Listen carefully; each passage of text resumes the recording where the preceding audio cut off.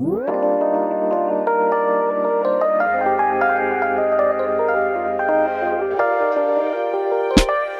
going on, everyone? It's Justin here, and today I'm here to talk about the brand new M4 iPad Pro with OLED display.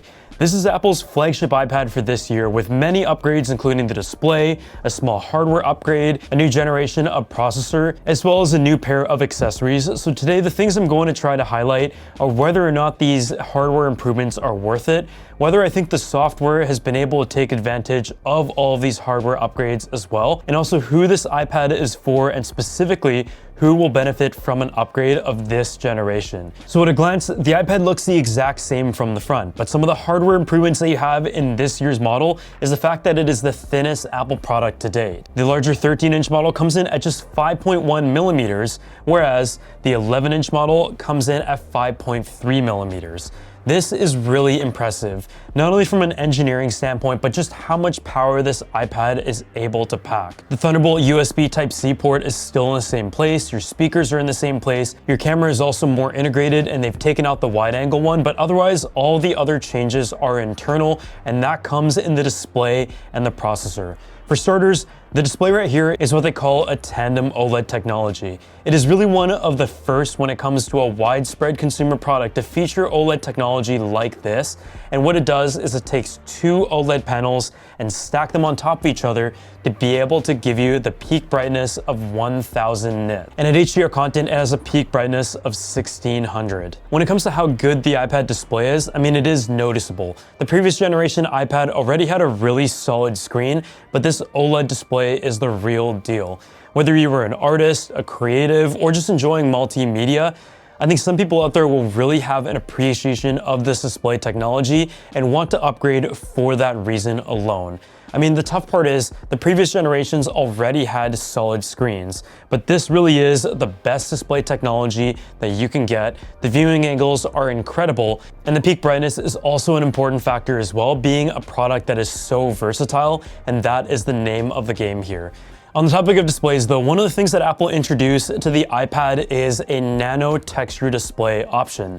This is essentially another term for anti-glare or a matte surface that we first saw introduced on the Apple Pro Display XDR as well as on the Studio Display as an add-on option at an additional cost. And in this case, with the 1TB and 2TB iPad Pro options, you can have the nano texture display at an additional price of $100.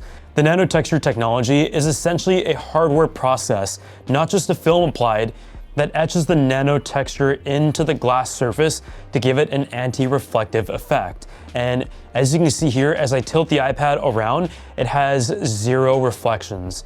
It is also a noticeable feature or texture that I'm sure a lot of people would enjoy if they were using the Apple Pencil. But to be honest, as good as the nano texture display is, there are some things. First off, you take a look at how it only covers the middle of the screen, and that is because it doesn't want to cover the camera elements. But at the same time, I personally find that if you're going to go ahead and get the new iPad for the OLED screen to be able to enjoy it in its entirety, I personally like it in the standard display option. And so that is just like my personal preference, but I will say for those who really value having the anti-glare element or the matte display element, it definitely does live up to the expectations and it looks great. But I will say from the side angles, the viewing angles are just not as good as a standard display, and that is going to be the case in all situations. The next thing though is the processor. The iPad Pro is the first product to feature the M4 generation. They've skipped the M2, and on paper it'll give you a 50% improvement from the M2, but the big talk is when it comes down to efficiency. Comparing to the previous generation of iPad Pro, it didn't have a night and day difference, and that is because the iPad Pro was already very fast. Opening apps might be slightly faster. Having a lot of windows and tabs and apps open at the same time may also function a little bit smoother, but when it comes down to video editing, exporting footage, and taking advantage of stuff like Final Cut, DaVinci Resolve, or batch Lightroom edits, which is what I personally use it for, that is where you might notice a difference when it comes to the exporting process. Last year, we talked about how the iPad was now able to have footage imported directly onto the tablet, and with 1 and 2 terabyte options being an option nowadays, They expect people to be able to completely rely on the iPad for content editing and give you a more intuitive experience as a result of having a touchscreen while also being able to use stuff like the pencil as well. Apple previously wasn't really a company that really just focused on specs and numbers, but the optimization. And the iPad was able to perform impressive amounts of tasks at crazy speeds, despite not having all of the crazy numbers on paper. But in this case, with the M4 processor, it is a 10-core CPU with a 10-core GPU, and honestly, in terms of the power that you can throw at it, it is really impressive, and it's truly positioned itself as a computer replacement. The software though is another story. iPadOS has got a lot of good improvements over the years that implement desktop elements, but I will say it does still feel like the hardware is far ahead of the software, and it's going to take quite a few more years before this really does make its statement as a desktop replacement. I still feel like for a lot of tasks, I prefer to use the MacBook Air, for example, but it has shown that with select desktop apps or optimized apps for the iPad, it is totally capable of being able to handle everything that you throw on it and even your daily tasks at a very, very high level. So before we talk about the next feature of the iPad Pro, I want to give a huge thanks to the sponsor of this video, Paperlike, and their amazing accessory for the new lineup of iPad Pro, iPad Air, and any previous generation iPad, and that is the Paperlike Screen Protector 2.1. The newest generation gives you the original paper feel screen protector that Paperlike is known for, hence its name, and helps improve the writing, drawing, and glare experience on the new iPad.